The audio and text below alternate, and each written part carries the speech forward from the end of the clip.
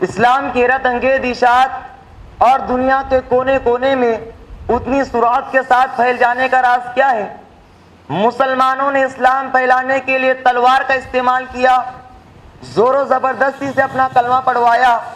یہ اعتراض جتنے شد و مت کے ساتھ اٹھایا جا رہا ہے، حقیقت یہ ہے کہ یہ اتنا ہی بے وقعت اور کمزور ہے، کوئی معمولی سمجھ رکھنے والا انسان بھی اگر اسلامی تاریخ کا مطالعہ کرے تو اسے بھی اس کے غلط ٹھہرانے میں کوئی تعامل نہیں ہوگا۔ اسلامی تاریخ کاری یہ فیصلہ کرنے پر مجبور ہوگا کہ مسلمانوں پر کلمہ اسلام تلوار کے زور سے پھیلنے کا الزام غلط اور بے بنیاد ہے۔ اسلام دنیا میں اپنی اعلیٰ تعلیمات کی وجہ سے پھیلا ہے۔ اسلام کی اشاعت میں لوہے کی تلوار نہیں، اسلام کے بلند اخلاق کی تلوار تھی، جس نے وہ کام کر دکھایا جس کو بڑی سی بڑی فوج اور بڑے سے بڑا لشکر انجام نہیں دے سکتا۔ قرآن شریف میں صاف طور پر اعلان کر دیا، لا اکراہ فی الدین، دین کے معاملے میں کوئی زبردستی اور جبر نہیں۔ قرآن نے یہ بھی واضح طور پہ کہہ دیا، جس کا جی چاہے ایمان کی دولت سے مالا مال ہو اور جس کا جی چاہے کفر شرک کی اسلام کسی کے اوپر جبر و اکراہ کر کے اپنا کلمہ پڑھوانے کی حق میں نہیں ہے۔ آئیے اشاعت اسلام کی ابتدائی تاریخ کا مطالعہ کرے تاکہ بات کھل کر سامنے آ سکے اسلام دنیا میں کیسے پھیلا اور اس کی اشاعت تلوار کے استعمال کا نتیجہ تھی یا اس کے بلند تعلیمات کے فیوز و برکات تھے جنہوں نے ساری دنیا کو مجبور کر دیا کہ اسلام کے دامن پناہ لے۔ دنیا کفر شرک کے اندھیروں میں بھٹک رہی تھی، انسان خدا کو بھول چکا تھا، خدا کی معرفت سے ناواقف اور خدا کے رستے سے بھٹکا ہوا تھا۔ ظلم اور زیادتی ہر طرف عام تھی، جرم کو جرم اور گناہ کو گناہ سمجھنے کا احساس ختم ہو چکا تھا۔ ایسا خطرناک ماحول تھا اور ایسے خطرناک ماحول میں اللہ کے رسول صلی اللہ علیہ وسلم مبعوث کیے گئے۔ اللہ کے رسول حق کی طرف بلانے والے تنہا تھے، خدا کے راستے کی طرف پکارنے والے اکیلے تھے۔ آپ کا اس وقت کوئی ساتھی نہیں تھا، گھر والے بھی نہیں تھے، دوست احباب بھی نہیں تھے، عزیز و اقارب بھی نہیں تھے۔ ایک طرف اللہ کے رسول تھے اور دوسری طرف ساری دنیا۔ اللہ کے رسول کے پاس کوئی دنیاوی طاقت نہ تھی، کوئی فوج نہیں تھی، کوئی لشکر نہیں تھا، روپیہ پیسہ مال و دولت نہیں تھی۔ اللہ کے رسول نے جب لوگوں کو خدا کی طرف بلایا، دین کی دعوت دی تو ساری دنیا آپ کی دشمن بن گئی۔ آپ کے راستے میں کانٹے بچھائے گئے، نماز پڑھنے پر گردن مبارک پر اونٹ کی اوجڑ رکھ دی گئی، دوستوں نے منہ پھیر لیا، رشتہ داروں نے ناتا توڑ دیا، اپنے پرائے ہو گئے، گھر والے غیرت برتنے لگے، ہر طرح سے آپ کی آواز کو دبایا گیا، آپ کو دین کی دعوت سے روکا گیا، اسلام کو مٹانے کی کوشش کی گئی۔ جس نے اس پکار پر لبیک کہا اسے مکہ کی گلیوں میں گھسیٹا گیا، مارا گیا، پیٹا گیا، مارا گیا، پیٹا گیا۔ جس نے اس پکار پر لبیک کہا مارا گیا، پیٹا گیا، سخت گرمی میں عرب کی جلتی ریت پر لٹا کر سینے پر پتھر کی بھاری چٹان رکھ دی گئی۔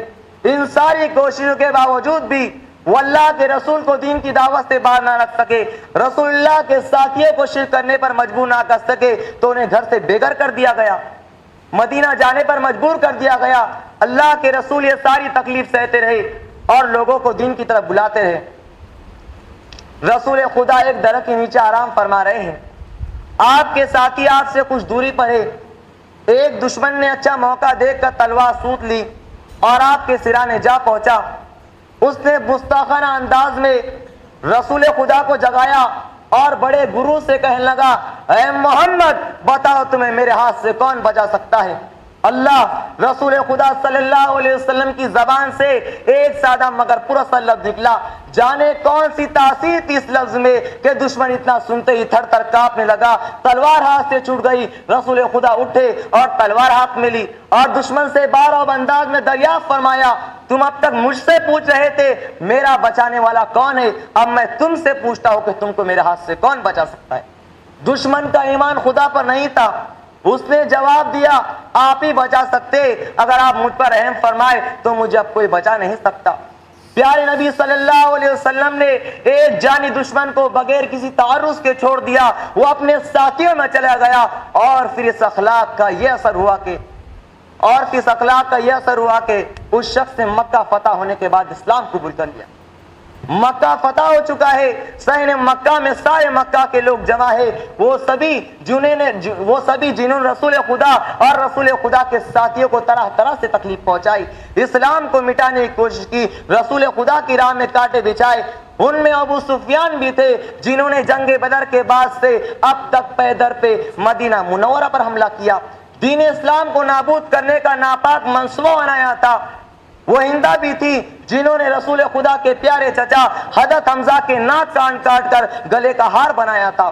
وہ وحشی بھی آپ کے قابو میں تھا جس نے آپ کے پیارے چاچا کے ہاتھ میں خون لگے تھے۔ سارے دشمن آپ کے سامنے بے بس اور مجرموں کی طرح کھڑے تھے، آپ ان سے ایک ظلم کا بدلہ لے سکتے تھے، گن گن کر ہر ایک جرم کی سزا دے سکتے تھے، لیکن یہ آپ کا بے انتہائی عفو و کرم تھا، رحمت تھی کہ آپ نے اعلان فرمایا لا تثرب علیکم اليوم وانتم الطلقاء، آج تم پر کوئی سرزنش نہیں، جاؤ تم سب آزاد ہو۔ پھر یہ معافی کا اعلان اتنا عام ہوتا ہے، فرمایا جا رہا ہے جو کعبے میں پناہ لے اسے بھی ہم نے، جو ابو سفیان کے گھر میں پناہ لے وہ مامون ہے، اور جو اپنے گھر کے دروازے بند کر لے اسے بھی ہم نے۔ اس رحمت کو دیکھ کر، اس عفو درگزر سے متاثر ہو کر عرب کے باشندے اسلام کے دامن میں پناہ لینے کے لیے بےتاب ہو جاتے ہیں۔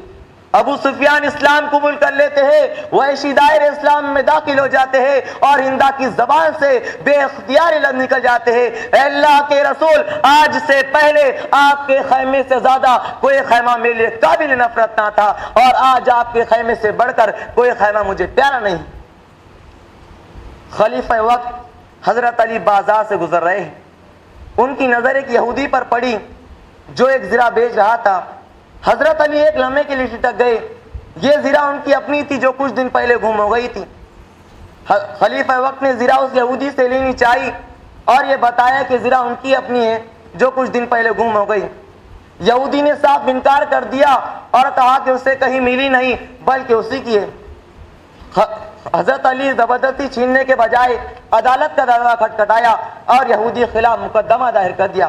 عدالت میں طرفین کا بیان ہوا، قاضی نے حضرت علی کو دعوے کے ثبوت میں گواہ لانے کا، حضرت علی کی طرف سے ان کے بیٹے حسن اور ان کے غلام نے گواہی دی، مگر قاضی عدالت نے آپ کا مقدمہ یہ کہہ کر خارج کر دیا کہ اسلامی عدالت میں بیٹے کی گواہی باپ کے حق میں اور غلام کی گواہی آقا کے حق میں معتبر نہیں ہوتی، اس لیے آپ کوئی دوسرا گواہ پیش کیجیے۔